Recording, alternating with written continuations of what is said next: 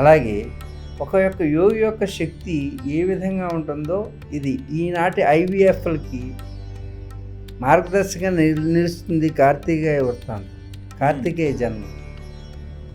కార్తికేయ జన్మం ద్వారా మనకి ఏం తెలుస్తుందంటే, ఇప్పుడు పిల్లలు పుట్టడం లేదు కదా, ఆ వీర్యం బయట నుంచే ఒక పిండోత్పత్తి ఎలా జరుగుతుందో ఒక ప్రక్రియను నేర్పుతుంది మనకి ఈనాటి ఆధునిక శాస్త్రవేత్తలకి.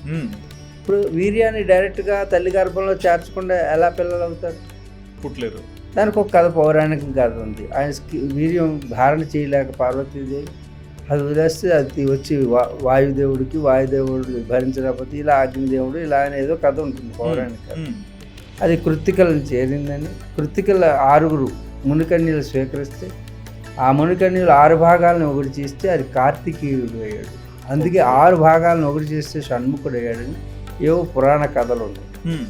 ఇదంతా కనుక చూస్తే మనలో ఉన్నటువంటి షట్చక్రాల్లో ఉన్నటువంటి కుండలిని వ్యవస్థని, శక్తిని 6 విభాగాలకు విడిపోయిందని ఏకీకృతం చేస్తే ఆత్మశక్తి జాగృతమైంది అనే సంకేతాన్ని ఇస్తూ, అలాగే 6 ప్రాసెస్లు ఏవైతే ఉన్నాయో 6 కృత్తికలు అంటే ఏంటి, దర్భలు అంటే ఏంటి, ఈ దర్భల మీద విడిపోవడం ఏంటి, వాయువు ఏంటి, ఈ అగ్ని ఏంటి, వీళ్ళెవరూ కూడా ధారణ చేయలేకపోవడం ఏంటి అంటే ఒక్కొక్క చోట ఒక్కొక్క ప్రాసెస్ జరిగిందన్నమాట.